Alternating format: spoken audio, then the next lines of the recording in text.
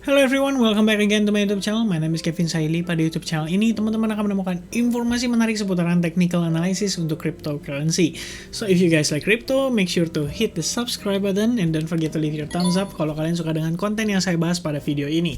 Anyway, kita akan membahas satu token yang menarik yaitu Dogecoin. Kenapa saya pengen bahas Dogecoin? Karena nanti malam, tepatnya sekitar 1 jam lagi dari sekarang, itu akan ada acara yang namanya The B Event atau The B World Event, di mana event ini akan dihadiri oleh Elon Musk. Tadi sudah saya bahas di video sebelumnya melalui video YouTube saya yang berjudulkan Bitcoin ya, atau membahas tentang Bitcoin Emergency Update.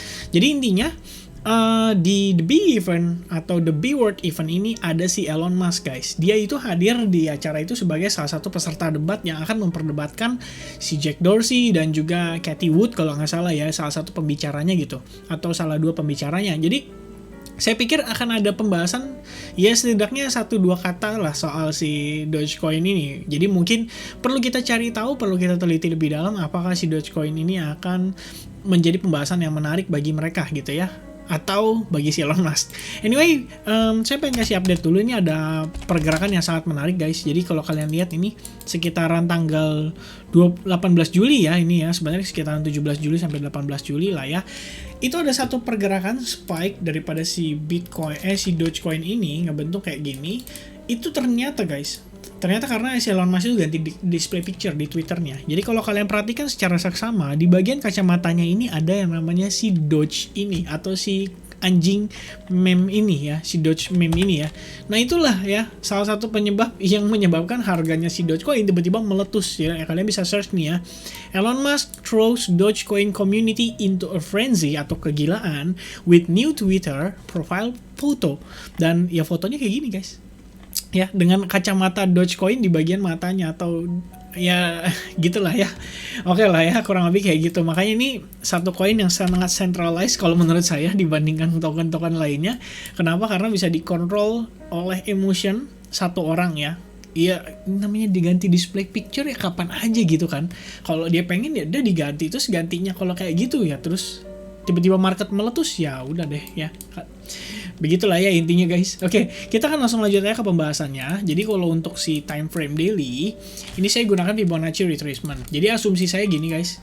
Ya, market itu kan sekarang dalam kondisi uptrend untuk si Dogecoin ini ya. Jelas banget di sini high, low, kemudian higher high, higher low, higher high, dan potential higher low, maybe di sini atau mungkin di sini ya, kita nggak tahu. Intinya masih selama di atas level ini ya, berarti kita masih asumsikan dia sebagai potential higher low. Jadi karena dia lagi dalam kondisi uptrend, nah kita kan biasanya cari tahu ya entry level terbaiknya itu gimana gitu kan. Nah kita coba ukur menggunakan Fibonacci retracement karena memang kita perlu tahu potential area dia terretracement. Dan so far saya dapati bahwa kita itu dekat sekali dengan area 50% retracement daripada si Fibonacci. Jadi kalau misalnya kita ketahan di kisaran level ini, simply karena ini merupakan 50% correction daripada si pergerakan atau impulsive move yang terjadi di sini ya. Jadi penguatan ini menyebabkan kita adanya kisaran ya istilahnya retracement atau pullback yang normal di kisaran area 50% ini. Dan kalau misalkan ini ya sebenarnya menarik. Jadi beberapa saat lalu sebenarnya kalau kalian tahu, saya itu sudah sempat ngasih analisis seputaran Dogecoin ini, di mana dia ngebentuk yang namanya descending channel ya. Descending channelnya ini tuh sebenarnya kurang lebih gerakannya kayak gini, guys. Jadi kalian bisa lihat ya. Ini kurang lebih bentuknya seperti ini si descending channel. Kenapa? Karena sebenarnya dia ketahan di bagian resistance line ini. Itu udah berkali-kali, oke?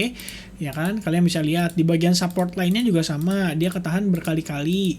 Nah, suddenly dia terjadi breakout nih di kisaran area sini. Nah, setelah terjadi breakout, umumnya market itu berubah arah, berubah haluan. Nah, kenapa demikian? Karena gini, sebenarnya kan proses transisinya itu terjadi dari sini. Ini adalah high level, kemudian ini low level. Di sini lower high, di sini jadi lower low, ini lower high. Dan ketika dia terjadi breakout, umumnya dia itu menciptakan pullback atau koreksi untuk mengetes level sekaligus membentuk yang namanya higher low. Ya, kurang lebih seperti itu. Nah, kemudian setelah dia berhasil breakout resistance lainnya, dia akan membentuk namanya higher high, ya. Jadi disinilah akan berubah menjadi higher low, higher high, higher low, higher high, ya kurang lebih kayak gitu, kurang lebih trennya, gambarannya. Nah cuman yang lucunya gini loh, ini setelah terjadi breakout, ya dia ngetes sekali, 2 kali, 3 kali, 4 kali, malah jadi kayak ini kalau saya bilang malah jadi kayak gini loh. Jadi setelah dia breakout si trendline-nya itu, dia malah membentuk kayak semacam kayak gini guys, ya. Jadi kayak trendline baru gitu, kurang lebih gambarannya. Tuh, kalian bisa lihat ya, clear banget dia membentuk kayak semacam trendline baru. Dan menurut saya ini unik, karena sebelumnya biasanya saya analisis kayak di forex atau di gold atau di saham, ya nggak kayak gini gitu. Cuman ya udahlah ya, balik lagi karena centralized ya. Nah, lalu yang perlu diantisipasi adalah, oke lah, let's say nanti malam ada penguatan atau gimana gitu ya.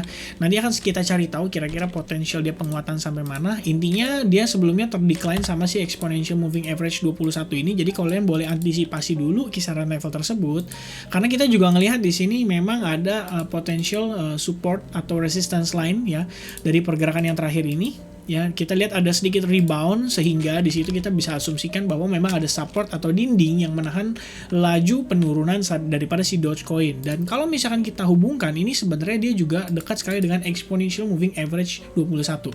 Dan itu berarti di kisaran 2 sen atau 20 sen, which means kurang lebih 0,2 dolar. Nah, itu boleh menjadi antisipasi level kalian sebagai level batas atasnya.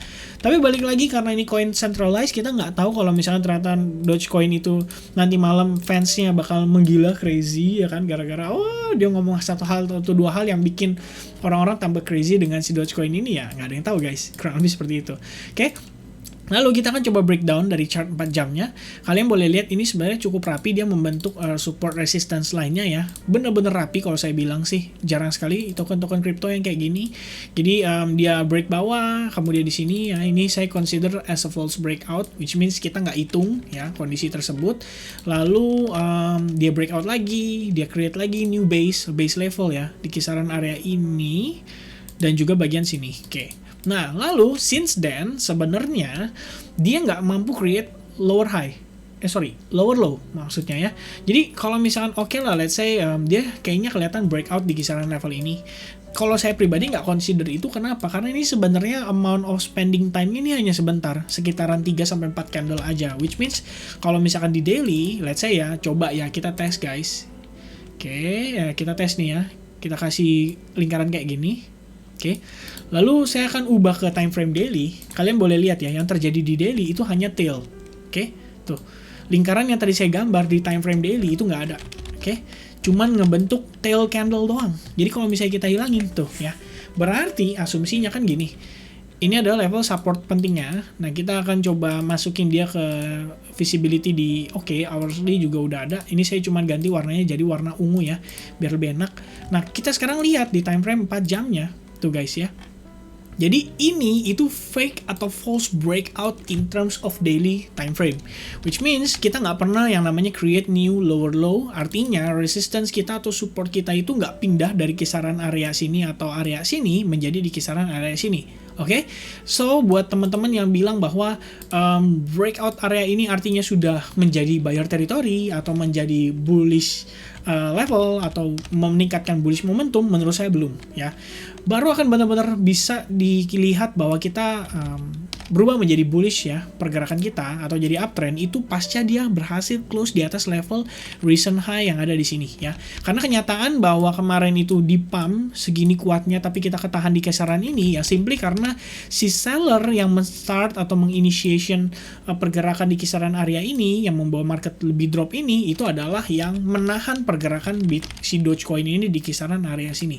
Jadi kalau misalnya kita belum close di atas area ini berarti itu belum valid berubah menjadi uptrend. Oke, jadi uptrend itu baru valid kalau misalkan dia udah berhasil breakout di situ. Dan itu artinya kita perlu sometimes ngelihat dia terjadi retest dulu in terms of creating yang namanya higher low ya. Jadi higher high, kemudian higher low. Kurang lebih kayak gitu gambarnya. Ini adalah beberapa level yang perlu kalian perhatikan untuk Dogecoin pada malam hari ini. Jadi kalau misalkan dia terjadi breakout, mungkin boleh di follow. Karena menurut saya si Dogecoin ini biasanya kalau breakout nggak nanggung-nanggung ya, cukup crazy. Satu lagi indikasi positif, kita udah bergerak di atas exponential moving average 55. Oke, itu aja update saya seputaran Dogecoin. Hopefully this video can help you guys, bisa membantu kalian melengkapi analisa kalian dan dalam melakukan decision nantinya. Thank you so much for watching this video and I'll see you guys again in the next video. Cheers.